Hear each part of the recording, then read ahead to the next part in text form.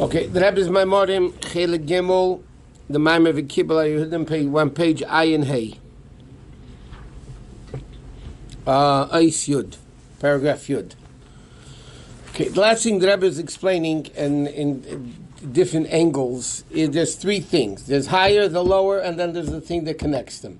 Right? By Matan Torah, there's heaven, there's earth, and then the Jews that connect them. Then he says in mitzvahs there's three things. In Torah there's three things. Right? All the three things, higher, lower, and the things together. Okay, so he says now on page Ayin Hey Eis Yud. Now, based on everything that was mentioned before, that we can explain the reason.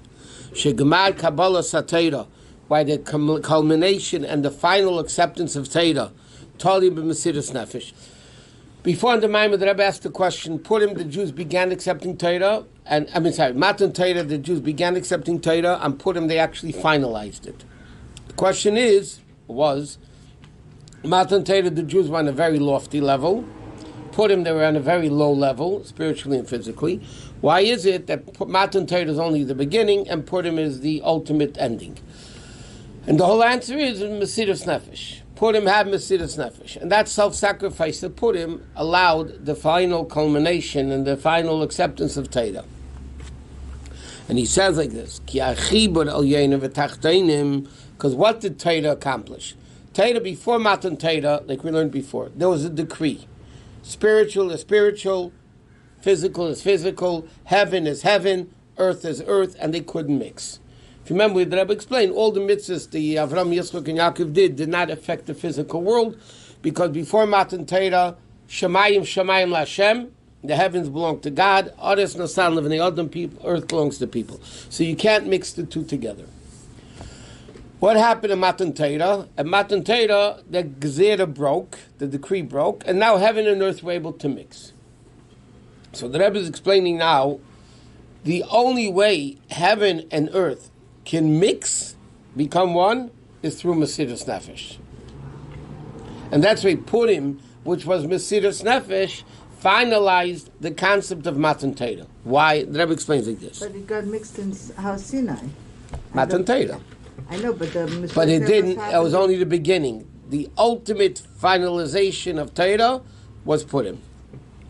He says like this: Ki achiber al yonim v'tachtenim, why they bittul agdorim v'ametzias dalim v'tachten. If you remember, we learned this a few times already. If light is light and dark is dark, each one has their own entity. Correct? If each one has their own entity, light cannot become dark and dark cannot become light. Correct? To give you a very simple example, you could write any letter you want. You could write Aleph, Beis, Gimel, Dalet, Hevav. Okay? But when can you write it? Before you write the letter. Once you write Aleph, the Aleph cannot become a Beis. Right? Aleph is Aleph and Beis is Beis. Before you write it, then you can write Aleph, you can write Beis. Correct? But you can't, once it's written already. Now, things that are already defined, like light is light and dark is dark. So light cannot become dark and dark cannot become light. Unless, if you tap in to the level above both, where light is not light and dark is not dark, the Aleph is not an Aleph and the Beis is not a Beis yet, then you can mix the two together. Now, if Matan Torah took heaven and made heaven into earth, combined heaven and earth, where does that power come from to take heaven, which is heaven, and earth, which is earth, which are two opposites? How can you combine them both together? The only way you could do it is by breaking the barriers of heaven and earth. Where do you break barriers? That's what the level Mesiras Nefesh is. Self-sacrifice means you don't exist. There's no existence. The only thing that exists is Hashem. Conceptually, what's Mesiras Nefesh? Mesiras Nefesh means I give up my will. It doesn't mean, by the way, killing yourself. Mesiras Nefesh means giving up your will. Nefesh means will. Mesiras Nefesh means I give up my will. Meaning, there's no me anymore. I do have a will, but it doesn't exist anymore, right? There's no me anymore. So I give up my will for Hashem. So I don't exist anymore. because I don't exist anymore, so to speak, then I could become one with Hashem. And therefore he says like this, L'chein, b'chedei she'tiyah ashleimus dekabbalas haTorah, in order to be the completion of Matan Torah, which is the unity between heaven and earth, the Mesiras Nefesh has to be the total level of bittul of Mesiras Nefesh. Because if heaven is heaven and earth is earth, they cannot mix. Fire is fire and water is water. You can't mix the two no matter what you do to them. The only way you can mix fire and water is by tapping into a level above both. Like we say in benching and Shemona Esrei. Ose Shalom b'mreimov, which means you, the God who does peace on high, Ose Shalom b'mreimov in the heights. You who does peace in the heights, Yaseh Shalom aleinu v'al kol ha'am, you should make peace upon us. So Chazal tell her, what do you mean? What peace is God making on high? There's Michal, who's the Malach of water. There's Gavriel, who's the Malach of fire. Normally, fire and water cannot coexist. So Hashem makes peace between Michal and Gavriel. Now, how does Hashem make peace, Michal and Gavriel? It's very simple. When there's no me, then I could join somebody else. As long as there's me, I can't join anybody else. I can't be... If he's in charge of the Malachim, he tells them what to do. So they are the power of fire and water. Let me explain one thing first. 1 second. I hear you. I'll answer you whenever. In the next 10 years, I'll answer you. You can have 24 hours answers. Yeah, sure. No, I gotta be in class. Sure, right? No, about her, by the way, not about you. I doubt it anyway. Don't worry. Yes. What happened? How are you? Good people. Okay, anyway. Shh. Good morning. Good morning. Okay, now you made me forget what I wanted to say. So sorry. No, the Malachim. No, not the Malach. By the way, Mechol is water or Mechol is fire? Michal is chesed, water. The Gavriel is gvura, fire. And by you. As long... okay, I'll give you... The mashal is like this. In the body, you can see it's very clear Gashmistic analogies for this. In the human body, there are organs which contradict one another. Just very simply, the head is cold, intellectual. The heart is warm and emotional. Okay, intellect and emotional are mamish opposites. Okay, then you have different organs in the body that really are contradictory to each other. Yet, a healthy person, why are they healthy? Because, it's interesting. A healthy person doesn't feel themselves. If your stomach hurts, that means you're sick. A healthy person doesn't feel their stomach. Why? Because when you're healthy, that means, by definition, all the parts of your body are subjugated to the cause of being a person. Correct? So as long as you don't feel yourself, meaning there's no me, there's the body, the cause, so then you're able to have bittul. Then opposites can coexist. You have in a symphony, in music, yeah? You have instruments that clash. If you think about it, the instruments, mamish, that clash against each other. So how does a symphony work? And what's the beauty of a symphony? Because all of these things, all these opposite music pieces, instruments, all blend together in harmony, because then you don't hear the drums and you don't hear the guitar and you don't hear the violin and you don't hear... What do you hear? The bittul of everything together. So as long as there's bittul, that means there's no me, then you can coexist with somebody else. Believe it or not, in case you didn't know, for most of you in the room or all of you in the room, husbands and wives are opposites, in case you didn't know that. Yeah? Okay. Now, yet, how is it possible for them to coexist? There's only one way. When they're both buckled to the cause of having a family or having shalom bayis or whatever it is. Then there's no me. As long as there's a me wife and there's a me husband, you can't get along. So the Rebbe is explaining like this. What allows the unity between opposites? the level of bittul. Right? Even in sports, for those of you that are sports fans, the only way a team could be successful is when there's no me. It's us. Whatever is better in basketball, if a guy wants to always get the baskets and he doesn't care, so then he's only interested in himself. He's not interested in it. Interest in the team means I'm willing to give me up for the sake of whoever it is to get the basket or whoever to get the points or whatever the sport is. So the only way you can have the unity between opposites is with the level of bittul, which is Mesiras Nefesh. Therefore, the Rebbe explains the whole inyan of Matan Torah is, the whole concept of Matan Torah is the unity between heaven and earth. That before Matan Torah there was a decree, heaven is heaven and earth is earth. So what happened at Matan Torah? The unity of two opposites, heaven and earth. Now what allows that to happen? Bittul. Even though, the Rebbe is going to say now, even though the Jews said Nasa v'nishma, which l'chayra is bittul, but it doesn't come to the bittul of Purim. And therefore the culmination and the finalization of Matan Torah, which is the unity between heaven and earth, was Purim. Okay, let's see it inside now. What? If this is so important in the holiday of Purim, the idea that the Jewish people had bittul for Hashem, why is it more? I know the idea is that nobody gave up the religion to save their lives, but why isn't it part of the story? It seems that Hanukkah, it's more kind of obvious that the Jews were willing to die to do a mitzvah. It seems more open in Hanukkah, the idea. Why?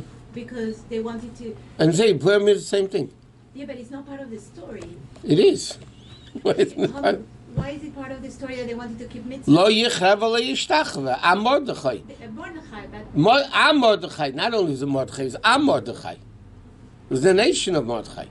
It's read the Megillah. That's what it means. If you read it properly, I mean, that's what it is. Okay, so he says like this. Af shegam b'shas Matan Torah. Even though at the time of Matan Torah, k'sha'amru nasa v'nishma, when the Yidden said nasa v'nishma, kiblu aleim kol mashi yitztavu, l'chayra nasa v'nishma is also Mesiras Nefesh. What did they say? Whatever you want, we're going to do. Right? We're just going to completely give it over to you. Even if you need Mesiras Nefesh. So why is Matan Torah lacking Mesiras Nefesh if Nasa v'nishma is the ultimate level of bittul? He said, "Rekol's man shana Mesiras Nefesh ubakayach," but then it was only potential. I'll explain in a second. Then when it's mitzad and neshama ve'ena ba'guf, then it's not in the body. Meaning like this: Nasa v'nishma. And by Matan Torah, the Jews didn't need Mesiras Nefesh. They had all the miracles, they had everything. It was great, right? Now, there's potential Mesiras Nefesh, and there's actual Mesiras Nefesh.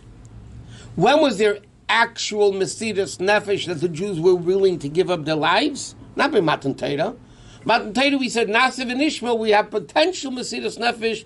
Whatever you want, whatever it is, we'll do. But it wasn't, it was potential. It wasn't actual. So yeah, Matan Torah had Mesiras Nefesh of Nasa v'nishma, but it was potential. And the Rebbe explains, potential Mesiras Nefesh comes from the neshama, not from the guf. When the body has actual Mesiras Nefesh, that's the body. That's real Mesiras Nefesh. And that's what he said. As long as Mesiras Nefesh is potential, like by Matan Torah, is mitzada neshama ve'ena ba'guf. It's only in the neshama, not in the body. But in order to have the ultimate unity between high and low, heaven and earth, in other words, like this, to have connection between higher and lower, you can't have a one-way bittul. You need to have both. Elyon needs bittul and Tachton needs bittul. So it's not enough for the neshama to have bittul. The body also has bittul, needs to have bittul. Lochein hashleim is the Kabbalah Satera toli b'Mesiras Nefesh b'Poel. Therefore, when was there actual Mesiras Nefesh? Purim, not Matan Torah. And he says ki ha-Mesiras Nefesh b'Poel. What is actual Mesiras Nefesh? Is when it's in the body of Shabamis, of Shativis. That's when you have real Mesiras Nefesh. Matan Torah is potential. and to ultimately combine higher and lower heaven and earth, Elyonim v'Tachtainim, you need to have real, actual Mesiras Nefesh, not potential Mesiras Nefesh. Okay, so he says now like this,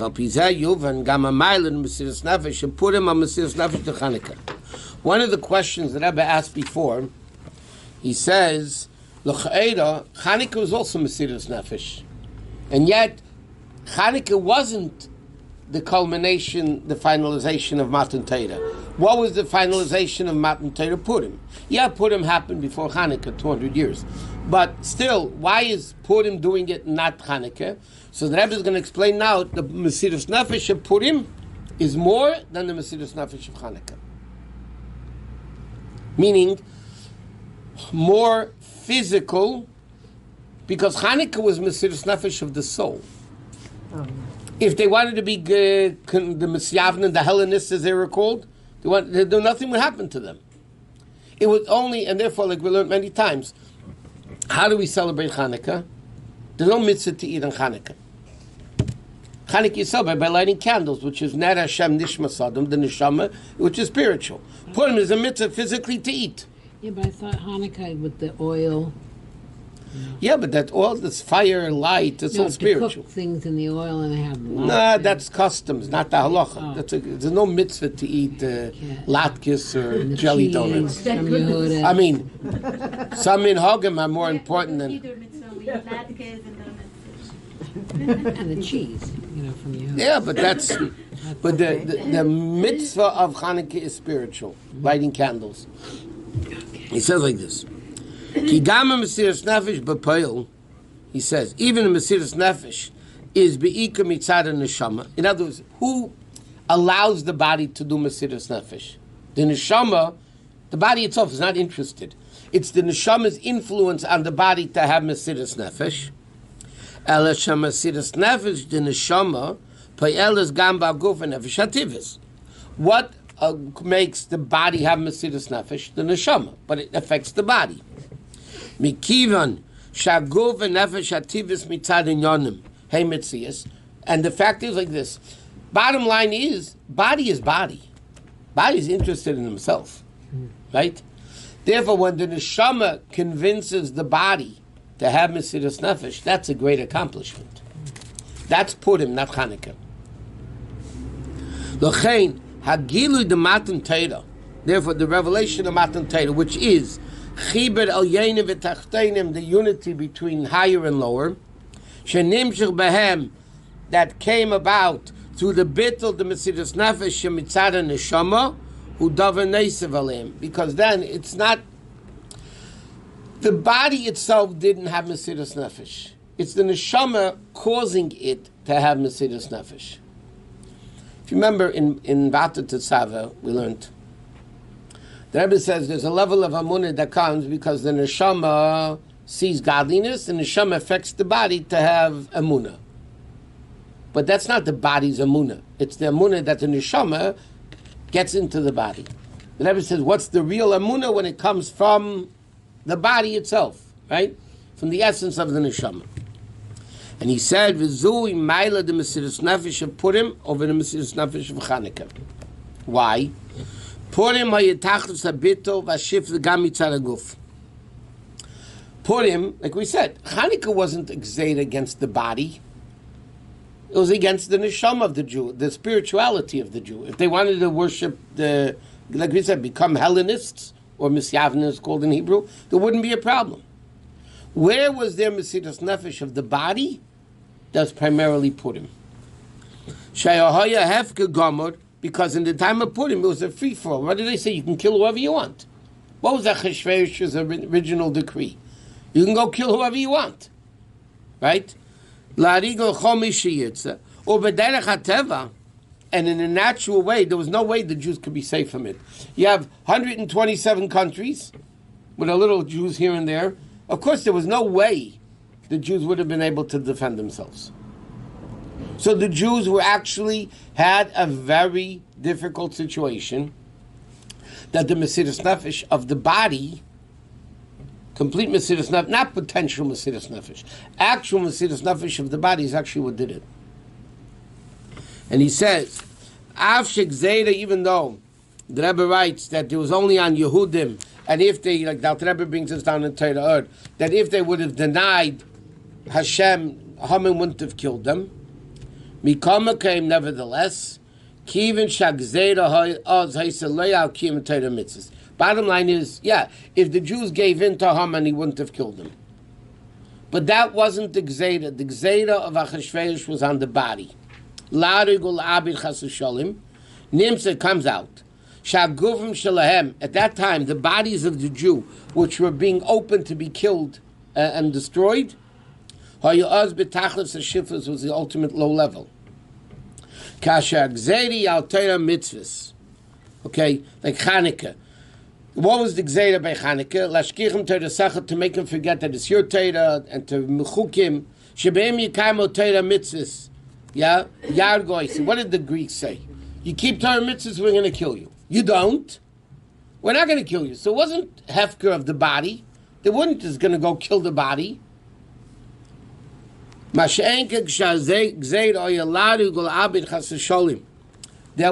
the Gzeira was on the body. And the Rebbe is explaining it like the Rebbe is answering a seemingly a very difficult question over here.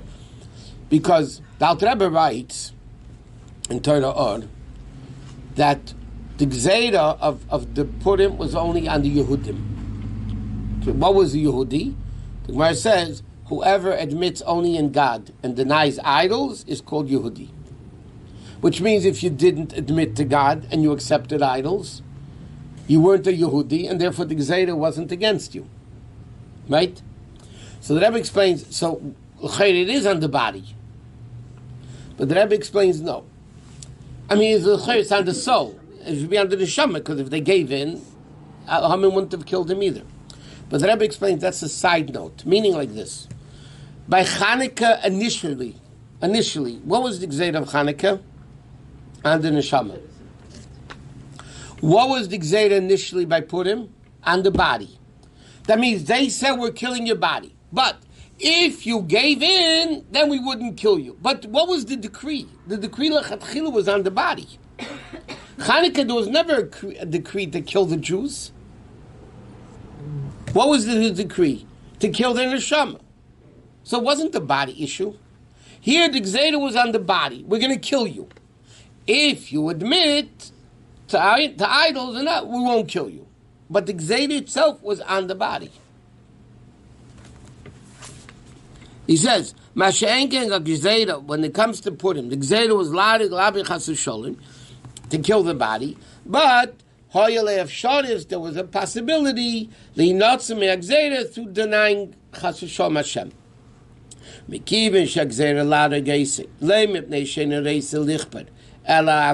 Gzeira, though, was on the body, meaning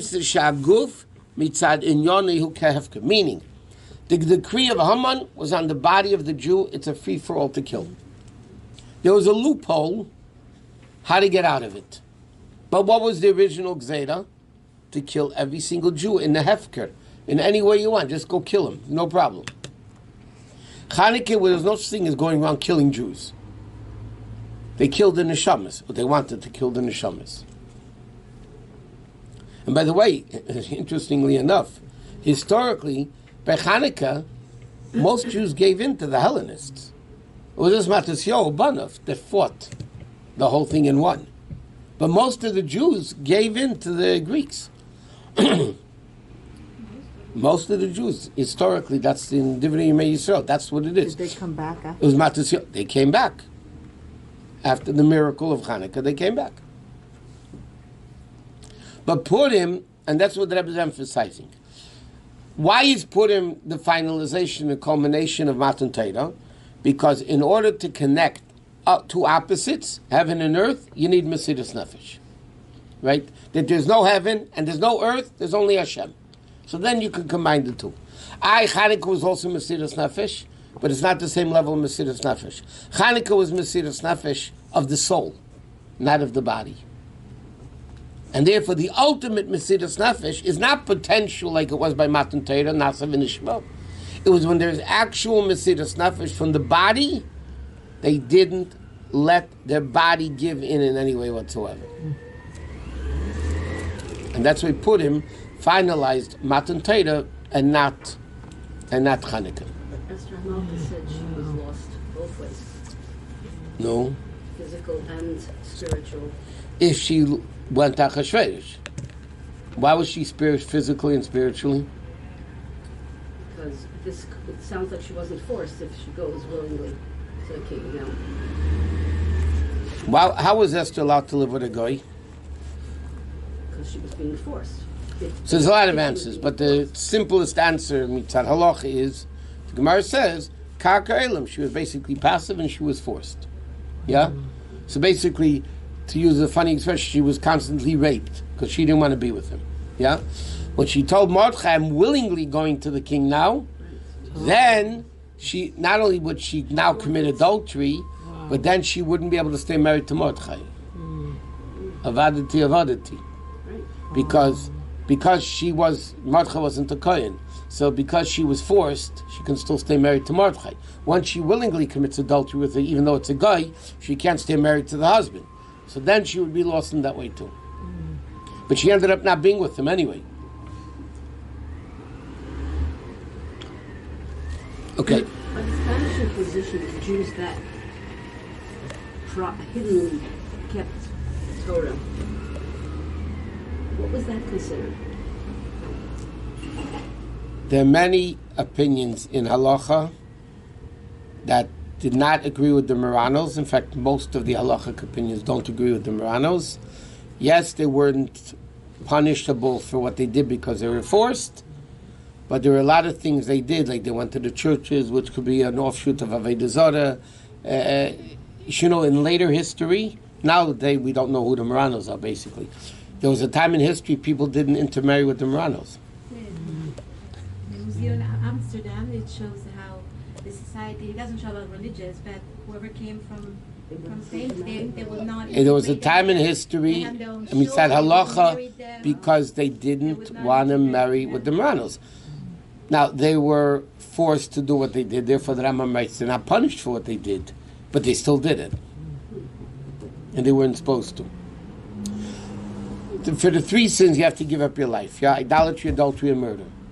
What happens if somebody says, okay, so Alpidin, somebody comes over with a gun, it says, worship idols or else I'll kill you. So what are you supposed to say? Kill me. What happens if the guy didn't, and he worshipped idols? So the Rambam says he's not punished, because he was still forced. He was supposed to give up his life. Correct? Yeah? But he didn't. There's a story with Rebbe's father. It happened. I'm not judging anybody because we shouldn't be tested like that. There are a lot of Jews during World War II that said they were goyim, and because they said they were goyim, they were saved. Okay, in halacha, that's not so simple. By the way, just for the record. In fact, there's a story that in the Rebbe's father's city, there was a Yid who had to sign up for the draft. And over there, if you wrote you're not Jewish, it was much, much easier for you to get whatever. So this guy went to the draft and he wrote he's not Jewish. And the Rebbe's father heard about it. So that Shabbos, the Rebbe's father made a fiery speech that it's forbidden to do such thing. How can a Jew verbally disassociate himself with Hashem, even verbally? And he gave a fiery speech against it. The story is the guy went back to the draft, which is a dangerous thing to do. He said, I want to change it. I am a Jew. But there are Chassidim, I heard this from Rabbi Shalom Marozov, another Chassidim. There were Chassidim in the time of the Friedrich Rebbe in the 1920s that, arrested with death sentences on their head. And they could have gotten out by saying there's no connection to the Schneersons. And Chassidim had Mesiras Nefesh, not even to verbally, even though it could be getting killed, even verbally not to separate themselves from the Rebbe. And they had Mesiras Nefesh for that. Even though Pidin,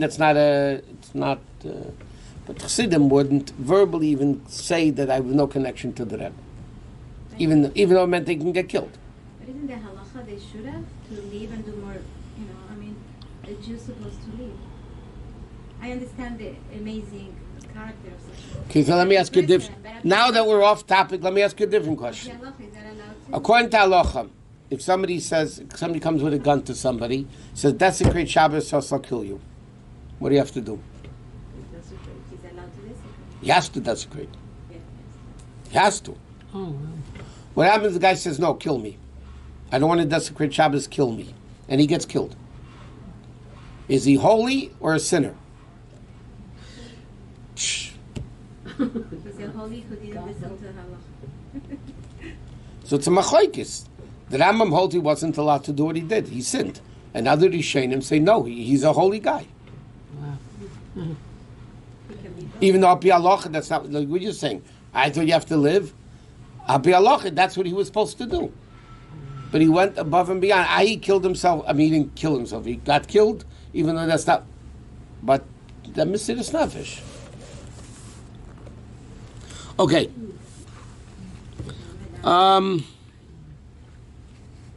Okay, page Ayin.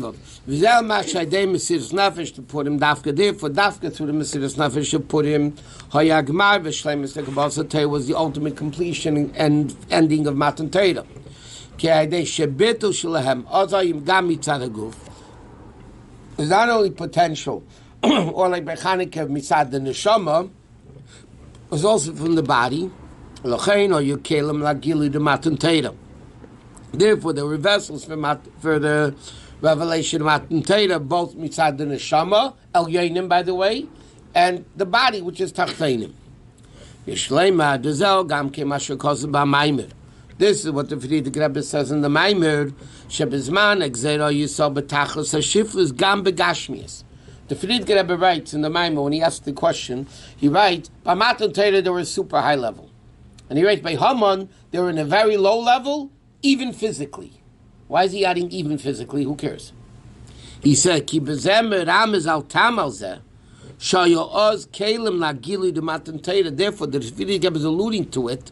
That's why there were vessels for the culmination and completion of Matan Torah, even mitzad the body. Because the fact that begashmias they had Mesiras Nefesh, what was the accomplishment of Matan Torah? That Torah comes and makes the physical world holy. Not only the neshama, but even the guf. Okay, so he says like this. Based on the Rebbe spoke about before. By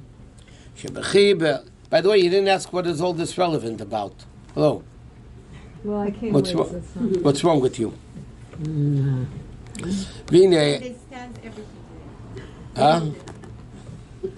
The neshama for sure does, but you got to get the guf to understand it. In fact, Rabbi Hillel Patrish asked the Mittel Rebbe if he should speak Chassidus in places where they don't understand it. So the Mittel Rebbe told him, Nezim and Alavoni, whatever, Lavoni, Levnun, Chochmah and Bina, he told him to do it anyway because the Neshama understands it. And the Neshama influences the body with that. That's the answer. My neshama is understanding today.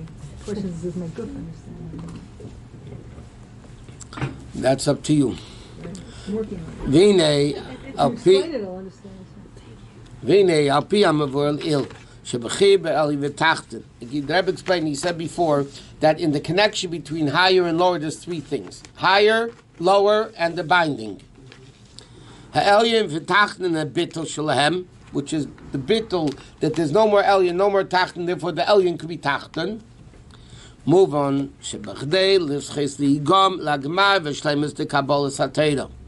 In order to culminate Matan Torah, a maspika bittul the neshama aguf. There has to. It's not enough just the bittul of neshama and guf. Asher gamma mitzias lahem. It has to be. I'll explain in a second. Their mitzias, kameshem betachlas shleimus, the way they are in the ultimate completion, that it's connected with Torah. Meaning like this. Ultimate. People think bittul means I'm a nothing. I'm a nothing, I'm a nobody. That's stupidity. Bittul doesn't mean I'm a nothing. Bittul means I know exactly who I am, I know what I'm doing, but it's not me. It's the cause. Right? If you have an organization, yeah, you're making a dinner, or you're making whatever, in an organization. The only way it works is when all the workers are not into themselves for their own covet, because then it's going to be fights. When, like we said before, with the body, right, all the organs and the music, is everything bottled to the cause, so to speak. The Rebbe says, if the bit matan Torah of Elyon and Tachten means Elyon and Tachten are united, it doesn't mean there's no more Elyon and no more Tachten. Because that's not what it's all about. The ultimate should be a unity between Elyon and Tachten. That means Elyon exists, Tachten exists, but they're all bottled to the thing above them. It doesn't mean there's no Gashmias and no Ruchnias. When you bring, how do we connect Ruchnias and Gashmias? In a practical way. You take tefillin, or tzitzis, or lulav, or mitzvah mezuzah, right? And you make the physical thing holy. Correct? Why is this sefer holy? Because this sefer has words of Torah written on it, so the Gashmiistic thing becomes holy. It doesn't mean it's not Gashmias. It's Gashmias. But it's Gashmias that's Ruchnias. Now how could Gashmias be Ruchnias? Gashmias is Gashmias not Ruchnias? Because they all feel within them the godliness of it. But doesn't mean, the Rebbe says, doesn't mean they don't exist. There's no Gashmis, no Ruchnias, there's no Elyon, no Tachten. There is Elyon, there is a book, there is a physical book, and the physical book is holy. There is a person doing things, but it's not me, it's the cause. Got it? It's clear as mud. Our nature is to overthink it. It's hard to remind ourselves that it's not I who accomplished it. In the symphony, the musician is a musician. He's not non-existent. He is playing, right? And they're playing with the notes. But what does he feel? He doesn't feel I stick out. He feels the symphony, the group, is what it is all about. Correct? When a person in a team, a sports, which is also, it's a very good marshal, by the way, a bittul, you are bottled to the team, to the cause of the winning the game, so there's no me. If there's me, you're not going to win the game, because you're only interested in doing what's good for you. You can't win the game, right? But that doesn't mean the player is not playing. The player is functioning as a player, but not as an individual. He's a part of the team. You understand? That doesn't mean he's not a player. He's a player. But he's not me, he's team. And the unity of Ruchnias and Gashmias doesn't mean that Ruchnias doesn't exist and Gashmias doesn't exist. What it means is that at that moment, I'll give you another example. When you daven, officially, yeah, first part of davening is Asiyah, second part of davening is Yitzira, Krishma, that stuff is Bria, and Shmoneh is Atzilas. That means officially, when we daven Shmoneh, we're in Atzilas. I mean, it's pretty sad, but officially we're in Atzilas. But when the Rebbe davens Shmoneh, he's talking Atzilas. Yeah, at that moment. That doesn't mean he disappears. It doesn't mean he's what's Atzilus? Atzilus is total bittul. Total bittul doesn't mean you don't exist. You exist. But not as me, as the cloud, the generalization of it. And the Rebbe said that had to happen by Matan Torah. It's not that Gashmis and Ruchnis don't exist anymore. Gashmis exists as Gashmis, Ruchnis exists as Ruchnis, but they don't feel themselves because they're all bottled. This is what Hashem wants. How does this connect to Purim? What? It's nefesh bittul. 1 minute. He says, Gedei Lischas, the third line of Yud Aleph. Ein maspik bittul the neshama aguf. It doesn't mean that they don't exist. Right? They have to function properly. But what is their existence? Not feeling gashmis, not feeling ruchnis, not feeling heart, not feeling head, not feeling foot. What is it? With Torah, because Torah is what connects the neshama to Hashem.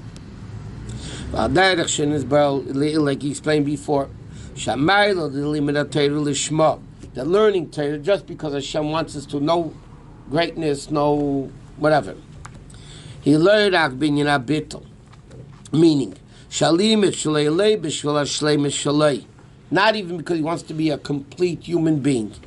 Gamle b'shvil hashleim is the neshama. Not even the completeness of the neshama. He says Torah l'shma is not to learn because my neshama needs to be complete, because then it's still you. Ella gam zem mishum shel adam alemed. The neshama and the body is one thing with Torah. That's what the bittul is. You are one thing with Torah. There's no you. There's no neshama. There's no goof. There's only you. He goes out of their limitations. The Torah becomes, then you end up being with the infinite level of Torah, which is a connection between the neshama and the guf. You don't do. The Rebbe explains this about the end of Perek Aleph of Tanya. The Rebbe writes at the Perek, which is Gemara Basra, but the Rebbe writes at the end of the first Perek of Tanya that any goodness that the Goyim do is chesed u'mechatas. Right? That's why Rabbi ended up hiding in a cave for 13 years, right? Because he said chesed u'mechatas, which is a pasuk really. He said whatever they do is for themselves. So Alter Rebbe said, by a Jew is shaykh to do good for good, by a Goy is not shaykh. Okay? So first of all, we find Goyim that do good. So first of all, Chasidi Umas Sa'ilam, the righteous Goyim, it says their neshama, their nefesh habam also comes from klipas neiga, like a Jew. Okay. But the Rebbe gives a phenomenal explanation. B'chlal, this applies to everybody. People do good. People like to do good. I want to be a good person. Why do I want to be a good person? Why do I want to do good? Why do I want to do favors? Why do I want to do what's right? Because I want to be a good person, and a good person has to be kind. Correct? That's the way most people are, right? Why do you do chesed? Because I want to be a good person, and a good person has to do chesed. The reality of the situation is that should be our problem. But the reality of the situation is that's still for me. I want to be a good person. In order for me to be a good person, I have to do chesed. Correct? So when I do chesed, it's not true blue chesed. It's for my completeness. Again, that should be our problem. But when you're talking in a real spiritual level, if I am a good person because I want to be a good person, it's all about me. And where's the litmus test? Is that right? Litmus test? Where's the litmus test? If by doing good, I'm going to hurt myself. I'm going to damage myself. If I do chesed because I want to be a good person, then if I'm not going to be a good person because I'm going to get hurt by it, then I won't do it. But if I do chesed because, not for me, there's nothing to do with me. I do chesed because this is what needs to be done, not because it makes me a good person. Chesed needs to be done, right? Then you're doing chesed for the sake of chesed, not for me. That's ultimate good. In other words, when a Jew has Mesiras Nefesh, like in Russia and those places, right, to help out somebody, and because of that they ended up in Siberia, and because of that they got killed. Yeah, a normal person, you tell them, if you do this, you're going to get killed. They wouldn't do it. Unless if they're Chassidi Umasa'ilim or a proper Jew. Why? Because the whole reason why I'm doing good is because I want to be a good person. If I'm not going to be a person, then why would I want to do good? So even good that we do is still personal gratification. It's still me. The ultimate level of good is when good is done not for me. And where do you have the test of it? When I get hurt by it big time, I'm going to still do it. That's why those people, the Goyim, that hid Jews during World War II, they mamish risked their lives. A lot of them got killed. That's real good for the sake of good. They were what's called Chassidei Umas Ha'olam. And their neshama came from Klipas Neiga. Therefore, they were able to have that level. But most people doing good, is because I want to be complete. But don't the Jews have it? There's a story with the Baal Shem Tov. The story of Baal Shem Tov. The Baal Shem Tov once gave a bracha for their family, for kids, or whatever it was. And Maamar was already decreed not like that. So a voice came out from heaven that said, Baal Shem Tov, because you went against us, you lost your chelik in Olam Haba. That's it, you're done. So the Baal Shem Tov heard it, obviously, and he said, Baruch Hashem, now I can serve God not for no Olam Haba, I can serve Hashem straight. So a voice came out from heaven, you just got it back. Okay, but speak even to a frum yid. No, I'm serious. Relax. Relax. Savlonot, your class is 1 o'clock, not yet. I need a buck. So, ask a normal frum yid, why do you do mitzvahs?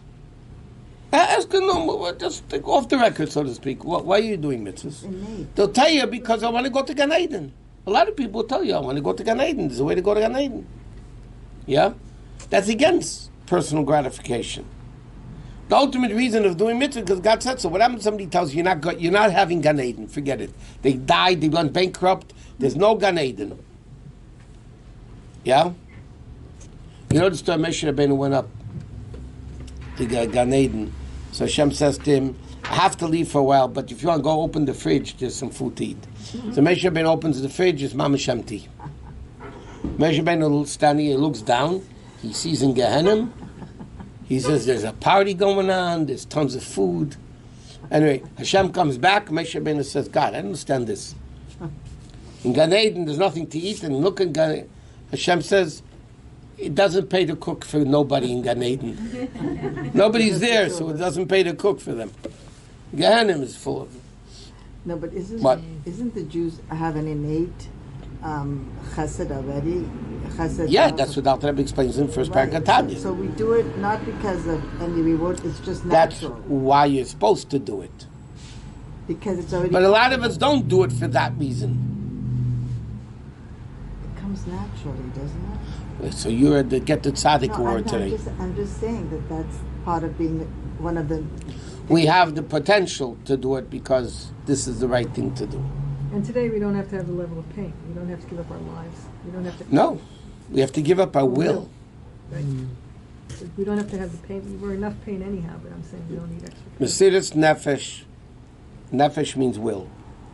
Mesiras nefesh means giving up our will for Hashem. That's our level of Mesiras nefesh. We don't have communism. We don't have Moranos. We don't have, all those things. We have the Yetzer Hara. Complacency. I'm good.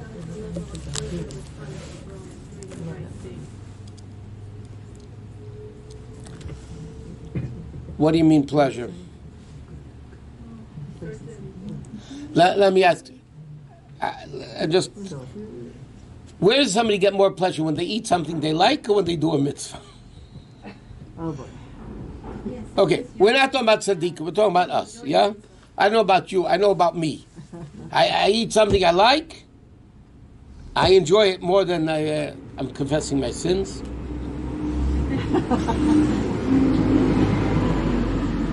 Let's say worse.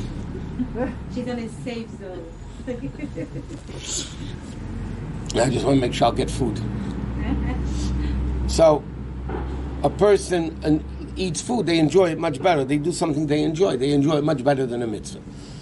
The pleasure that we get from mitzvah is really a psychological pleasure. We understand, but it's not a bodily felt pleasure. By tzaddikim, they do a mitzvah, It's like the Menachem Shenobeler, it says on a Yemline, the expression was compulent. It means he was heavyweight. And it says he was fat from Amen Yehish Merabah. He had such enjoyment saying Amen Yehish Merabah, it made him physically fat. Okay, we're not on that level. Unless you compete with her with the Tzaddik award, I don't know. But normally, so even that pleasure is still a psychological pleasure that we don't even know. Our body is not aware of it. Our mind is aware of it. See, but your mind makes your body happy. I mean, it's one team. Where do you get more With pleasure? food, you finish chewing it, and then that's it. The pleasure is done. But if you did something that is a mitzvah that made you like feel. How long do you feel good for? For the rest of your life. No, but it's more like I feel. Let's say you did a mitzvah, you're proud of it, you feel accomplished, you feel you impacted. Again, it's all about me. It's all about No, me. it is, but it's the pleasure. It's greater than eating. It's more lasting than eating. It's more spiritual. But it's also more lasting than. The Friedrich Rebbe writes in a Maamar, The food in itself. Schneerson, Le Man Das, the Friedrich Rebbe writes like this. There are many different levels of pleasures. Okay? There's a pleasure of eating and sleeping, eating and drinking and sleeping. There's a pleasure of music. There's a pleasure of doing somebody a chesed. There are people, believe it or not, they enjoy doing kindness to somebody. And there's intellectual pleasure. These are human pleasures. Now, obviously, the lowest of them all is eating and drinking because that's what an animal does. More refined than that is music. Music is a more spiritual pleasure. More spiritual than that is when you do a chesed, midas. And then when you have the ultimate pleasure, which is the highest of them all, is a pleasure of connecting to Hashem. Thought. Not thought. Mitzvahs, connecting to Hashem.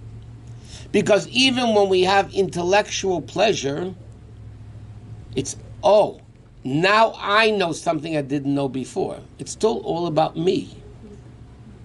It's still, that should be a problem. Again, you understand? That should be a problem. But the ultimate pleasure is pleasure, lachzis b'neim Hashem ulvaka beicholei, the pleasure of godliness, which basically means there is no me, there's only godliness.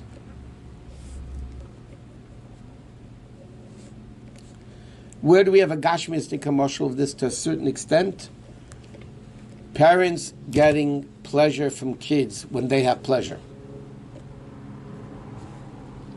Understand? So then it's not really you, right? But it's a pleasure. It's not that you're getting the pleasure. It's you're happy for somebody else. Or forget your own kids. When something good happens to somebody, most people go, oh, wonderful. Down deep, they hate the guy's guts. They're jealous. Chas v'shalom. What? Shalom. Chas v'shalom. He's back. But they still hate the guy's guts. Chas v'shalom, but they hate the guy's guts. They're jealous. No. You're in a close race. You're Not. president of the Tzaddik Award. How long does this last? The group and the neshama that came together. 120 years. No, that they did this in Purim. So how long did it last for them? They. What was unique about Purim, we learned already. Chassidus explains the Gzeira of Haman Right. was for a whole year. Okay. Okay, he cast lots in Adar, and the Gzeira was for next Adar. Okay. So it's a whole year. Okay. So there's an expression the Medrash that Chassidus brings down a lot that Kol Hashana Kula they stood with Mesidas Nefesh The whole year. the whole year. Now, what does that mean? Then he went away. No, what does it mean? Remember the Rebbe explained not to Tzavah, there are Jews that have Mesidas Nefesh in Russia, not here. So therefore it's not really complete, because if it's real, it's all over. Okay.